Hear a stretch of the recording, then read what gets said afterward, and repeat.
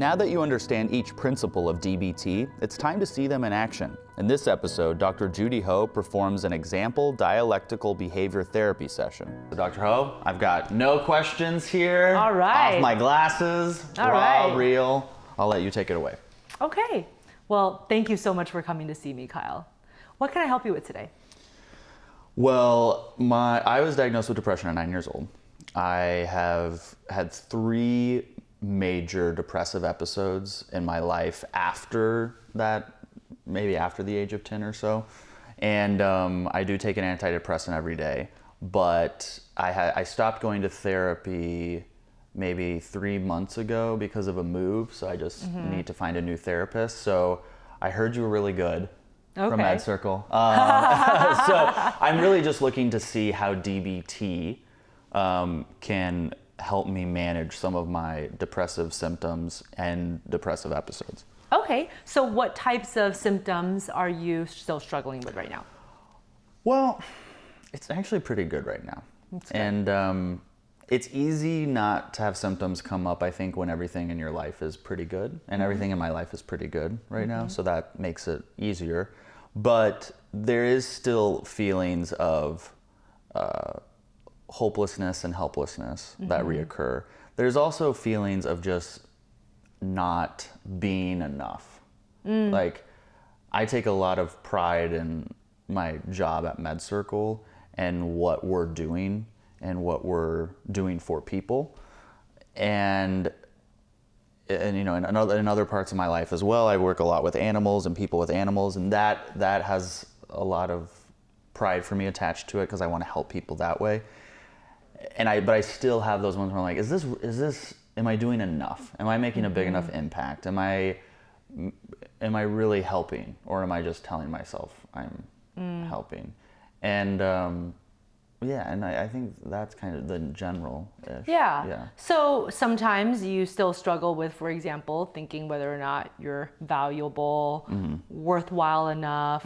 You connect that sometimes to the work that you're doing. So obviously when you're doing great and you feel great about it, everything's awesome. But then if you make a mistake or something like that, you might take it harder than the average person, perhaps.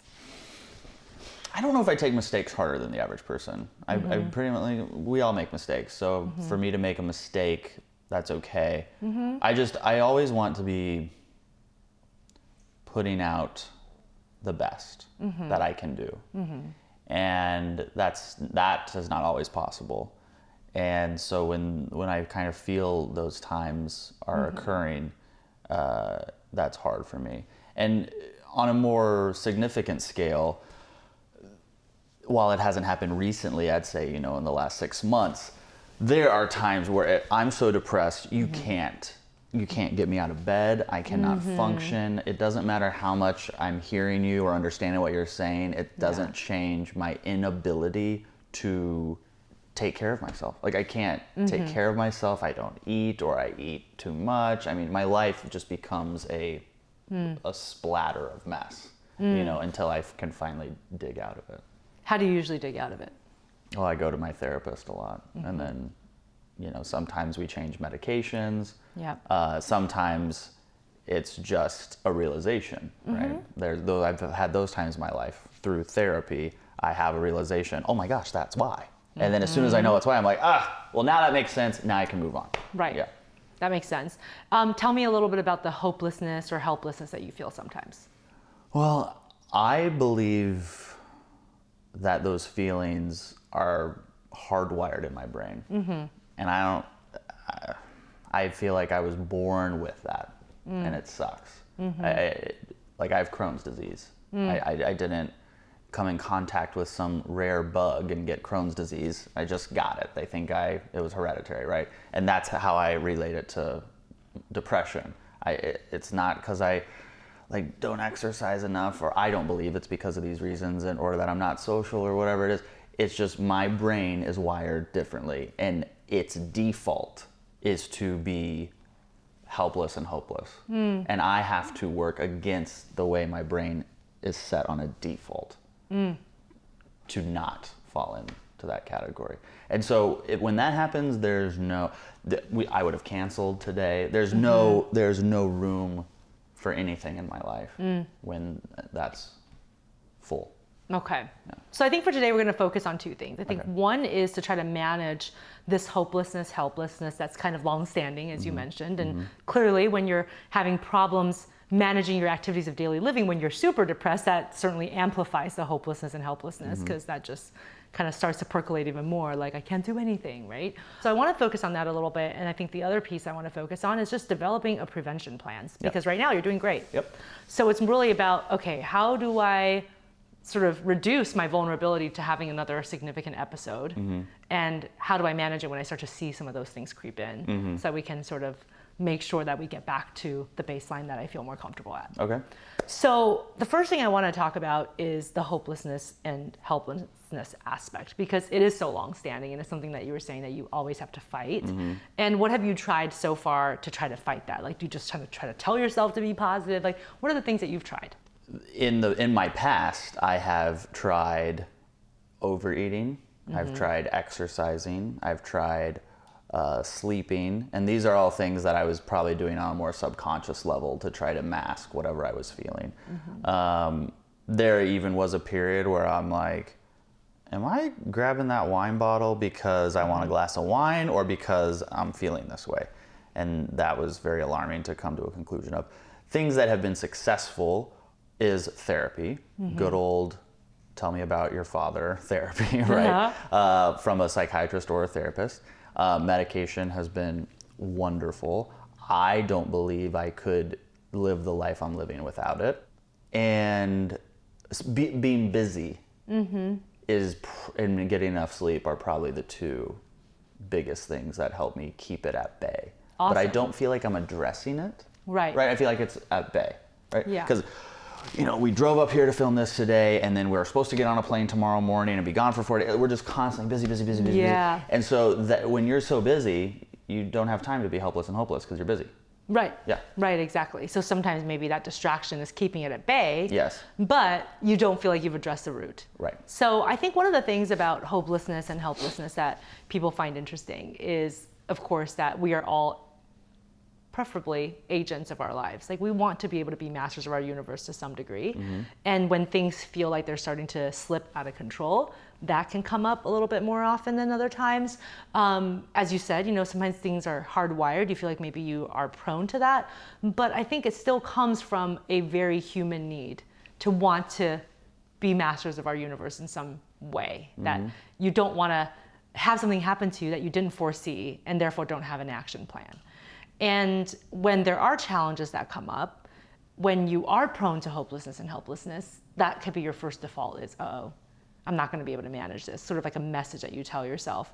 It's not going to get better, or here we go again. And even though cognitive behavioral therapy does work on some of the modifications of these thoughts, what I'd like to focus more on is your tolerance of those stressful moments in that time, and using that as a route to get to some of the underlying issues. I get that. We really can't deal with the underlying issues if we can't get to a baseline in the moment. And what I mean by that is, if you are in fight or flight, the part of your brain that actually gets activated is the primordial parts of your brain. So that's not the frontal lobe that makes good decisions and manages your emotions effectively. That's the part that's just trying to survive that moment. So we have to find a way to get you out of that fight or flight activation and bring you back to a baseline where you feel like, you know what, there's nothing wrong with this moment right now. Therefore, I don't have to activate that fight or flight. And that leaves you more room to then process the deeper issues, if that makes sense. It does. So with the distress tolerance, there's a couple of ways that we can work on this. One thing when you are feeling hopeless and helpless is to try to improve that moment at that very time. And so a very simple way is just to self-soothe with your 5 senses. And this just involves you ticking off for each of your senses something that is pleasant for that sense, and being able to commit to using those in under 1 minute. And I think that that's a really important part of this, which is that when you are starting to have that hopelessness or helplessness well up, that there's something that you can do to self-soothe in under 1 minute. That's simple. So what are some things that you can think of, for example, that would appeal to you visually, that would make you feel calm or relaxed? What does that involve? Something visually? Yeah. Like for some people, they like to look at a picture of a Yeah, vacation so spot. I really like aquascaping, which is like, okay. it's underwater gardening. Okay. So I watch these videos. They're more than a minute though. I don't know if that would work because these videos are long. But it is very peaceful and soothing and calming to watch somebody garden underwater, essentially. But that's not less than it's not a minute. It's much more than that. So I would just say images of my dog. Yeah. Great. I've never thought about looking at an image to handle depression, so I don't know. Right. Yeah. And I think it really does show, again, how simple it can be. Yeah. Just in that moment, just to improve your moment by looking at something that's happy. You know what I love looking at is real estate magazines. Yeah. And I was looking at That's one great. last night on my coffee table, and I thought, why don't I look at this more? This is so Yeah. nice. So I could do Yeah. that for a minute. Awesome. Yeah. I've had people tell me things like that they want to look at a clothing catalog. I mean, Yeah. no judgment, whatever works for That's you, right. right? Yeah. So whatever brings you that sense of peace. Let's try one more sense. Like, what about like olfactory? Like things that bring you senses of relaxation and calm, like when you smell a particular fragrance or any other kind of thing that would affect. You know what calms me down so fast? Uh-huh. A clean, organized house. If I walk into my house and it's clean and organized, Oh, isn't it nice? yes. But Yeah. if it is chaotic and there's dirty laundry, like I'm gonna go home to today, Right. then I walk in and I go, "Ooh, gosh, this is stuff." So olfactory, it's an environment that's clean, organized, and not stressed out. Yeah. Because if my environment looks stressed, then I get stressed. Yeah, And so I a do sense know of that. cleanliness, anything Yeah. that would evoke that for you. Yeah. Sometimes people enjoy like smelling their dryer sheet. Yeah, because I it wouldn't reminds them enjoy of that. Yeah, because it like reminds them of a clean house. I would just go, why am I smelling a dryer sheet if I did that? I do have a new detergent called Yeah. Frey, I think. It's the best. Not Yeah. sponsored by Frey, only by Frey detergent. Yeah. So that scent does calm me down. Okay. What about something that appeals to your taste? Some people like to, eat a mint, like chew a piece of gum, like it tends to calm them down a bit. Like, is there anything like that for you? Certain foods? No, sushi. I like sushi. I know, me too. I do love Pellegrino water. Okay. Yeah. Yeah. That to me is when I was broke, when I had no money, but I was like, I need something to just make me something other than pasta and butter, Yeah. I would buy a bottle of Pellegrino water because it's, $1.20. But to Yeah. me, the joy is like $10.20. Yes. I think it's so good. Absolutely. Yeah. I like that. Okay, great. So these are just, examples. You can think some more about it, but really it's all about self-soothing with your 5 senses for under a minute. And usually people will find that even utilizing 1 or 2 of these things, it'll change their experience in the moment enough so that they're not engaging their fight or flight and they can take a little bit more time to be more concerted about their next step. So I have a question about that because in most of my experiences with these major episodes, I have been aware that they were coming on. And so I've actively made decisions to try to not have them happen. And it never worked. I would go see a movie, I would call a friend, I would clean my house, I would do all these things, and it seemed inevitable. Yeah.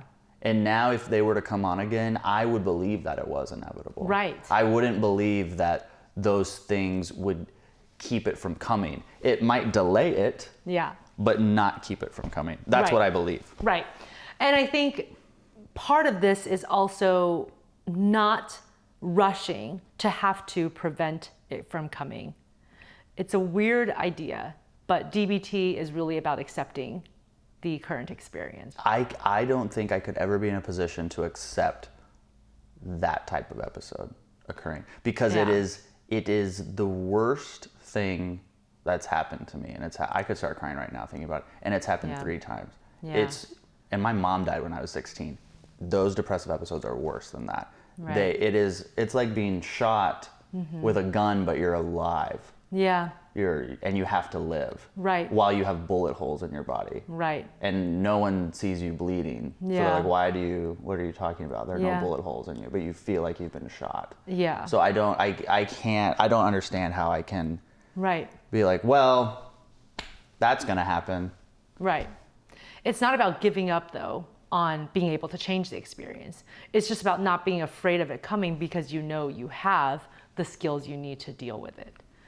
And it's hard to do that because obviously they've been so incredibly painful for you, but you are still sitting here and you've survived them. Yeah. And it's sort of like, even in the worst occurrence, I know that I'm going to emerge on the other side. That is the kind of acceptance that would be helpful for us to delve into a little bit. Doesn't mean that you like it. Nobody's saying that you should like it or want it to happen or not want to change the experience once it's here or once you anticipate it being here. Right. But it's about understanding that on the other side you've emerged, that there is a part of you that remains intact even after these horrible episodes. I do understand that. Yeah. Yeah. Perhaps my hopelessness is exaggerated a little bit because even in the worst moment, I understood what it was. Yes. I knew it was almost like I was separated. Mm-hmm. Like the true version of me was here. Yep. And that we were on this ride that we didn't want to be on with the fake version of me. Right. So I recognized that it wasn't me. I recognized it wasn't who I was. And I recognized it was something that I felt like at the time was happening and I couldn't control it. Mm-hmm. But I knew that it would eventually go away. Right. Because I wasn't going to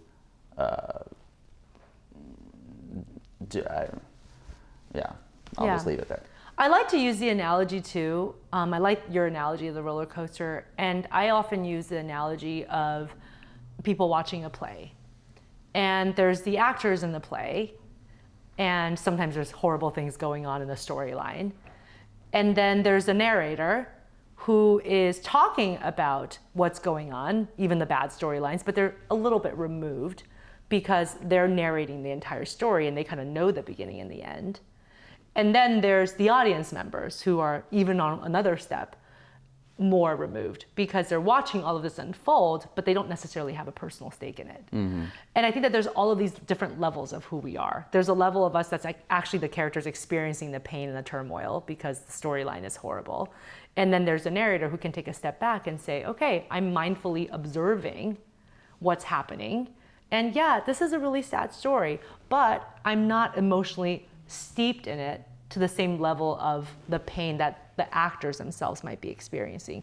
And then if you back up another level, there's sort of the audience, which is the audience will always be there. There's different audience members for different plays. They're interchangeable. But in the end, they've always been a group that will be there at any show. Mm-hmm. And that particular piece is the self that has seen you through all of your pain and all of your happy times and remains intact and nothing happens to it. That part of you is whole. And understanding that sometimes can help with distressful moments, that there will be a part of me that emerges whole and there's a part of me that feels broken right now. But like you were saying, there's these different aspects of yourself, and being able to separate it out sometimes preserves the part of you that needs to be preserved across time. I so get that. That metaphor makes perfect sense to me. Yeah. That's how I feel. Yeah. And it's great because you've already made that connection. Yeah. And of course, it's like, what do you do with that now? And so sometimes we resist these horrible things from happening because we know how horrible it is. Mm-hmm. And there's one thing to intellectually say, I can stand it, but then there's also, what do you do in the moment when it's happening, mm-hmm. right? And I think in the moment when you find yourself struggling with hopelessness or helplessness, the first thing to do is to spend a little bit of time, under a minute, just righting your mind again. Okay, we're not in a state of emergency. I'm able to handle this. Whatever I need to do to re-engage that, whether it's 10 deep breaths or self-soothing with the 5 senses or mm-hmm. whatever I need to do to make sure that I can put my mind at a state that is not in fight or flight, mm-hmm. because we don't make good decisions then. Mm-hmm. And it's hard for us to engage our wise mind. Mm-hmm. Then after that, once you realize that you've sufficiently gotten to a place of calm, then it's about introducing some of the deeper level strategies to try to manage the situation. So the first one is wise mind. It's this principle of engaging both the emotional and logical sides of you to a wise mind that actually can sort of transcend all of that. It's sort of the 1 + 1 doesn't equal 2. It's more than that. It's more than the sum of its parts. It's not just logical and emotion mind together. It's something even better where you can actually take a step back and say, here's what my emotion mind wants to do. here's what my logical mind wants to do. But when I gather everything together and also experience that there is a deeper meaning to all of this and what we're going through, what would that part of my mind want to do next? So when you feel hopeless or helpless, I'm imagining that your emotion mind is like screaming for you to run back into bed or do whatever you need to do. And then maybe there's your logical mind that's thinking, okay, what are the things that have worked in the past? Can I apply any of them now? I should apply them now. I should get better. Why am I not better? Why is this coming back? Maybe it's also the part that yells at you and self-criticizes. So then what would your wise mind do in that experience? You're asking me, huh? Yes. I don't know. I've never thought about it that way. Yeah. I've only tried to ignore my emotions and act on my logic. That is truly what I've tried to do. Yes. When my emotions like, just get back in bed, I'm like, oh, I really shouldn't do that. I should do this, but I don't want to do that. And then I probably just end up getting in bed anyway. Because that's the emotion part is so strong in those moments. Right. I don't know how to answer that question. Yeah, and so emotion and logical mind often fight each other. It's that dialectic that you're talking about. The emotion mind saying, I want to get back into bed. And your logical mind saying, you lazy bum, you're not getting back into bed. You know that's going to make it worse. Why don't you do something different for a change, right? To try to motivate yourself to get out of that. And it doesn't work because you're forcing them to compete for the next step. And it's really about bringing them together, acknowledging that they both have... I don't know how to do that. Yeah, well, and I think that's really where DBT comes in, is like teaching you the specific strategies to engage your wise mind. So we talked about one of them already, which is sort of this idea of radical acceptance. How do we accept that moment, knowing that there's a part of you that's always going to survive it? That is one of the techniques that I think I can do. That is one of the techniques that your wise mind can use. Another technique is to try to improve your positive emotions in that moment. So I'm going to give you, at the end of our session today, a pleasant activities list. Okay. There's 250 activities on this list. And all I want you to commit to is to pick one of those to do every single day as a means of prevention, but also circling the ones that tend to work the best for you as you start to experiment with them, that you know can give you a more positive experience in that particular moment. And some of these activities are so quick. You can do them in like 2 minutes. And that is another wise mind decision. So it's not about I can't go to bed, or if I go to bed that means I'm lazy, beating yourself up, but it's more about what if I get in bed for half an hour, but while I'm in bed, I can do one of these pleasant activities, and that is a wise mind decision for that moment. And then after the 30-minute passes, you do the next thing and the next thing, so that you're really encountering each moment as it's happening, as opposed to I need a grand way to solve this problem before it gets worse. I'm always looking for the grand way. Yeah. And I think that is the logical mind. The logical mind is saying you need the grand way. You need to do something right now to fix this once and for all. And the wise mind would say, let's improve the moment. Let's find meaning in what's going on. And you'll find that over time, the more that you're able to sort of break down your experience in those pieces, the less the hopelessness and helplessness will scare you. And that's really sort of the core I get that. of all of that. I so understand that. Can you give an example of one of these activities? They're like coloring, for example. Or taking a bath. Or cleaning your room. Folding your laundry. I mean, it's things that are so simple. There are some, bigger ones as well, but a lot of them you can do on your own and kind of at any time, and some of them will also involve other people. It might be reading a magazine, reading a book for fun, all these different types of things that maybe you haven't done just concertedly for that purpose once in a while and seen it as self-care. But it is a wise mind strategy to not be so black and white in your thinking in those hopeless and helplessness moments. It's not about if I go to bed, then I've just wrecked everything. It's like, how about you go to bed for 30 minutes? And then after that first 30-minute passes, let's see what to do next.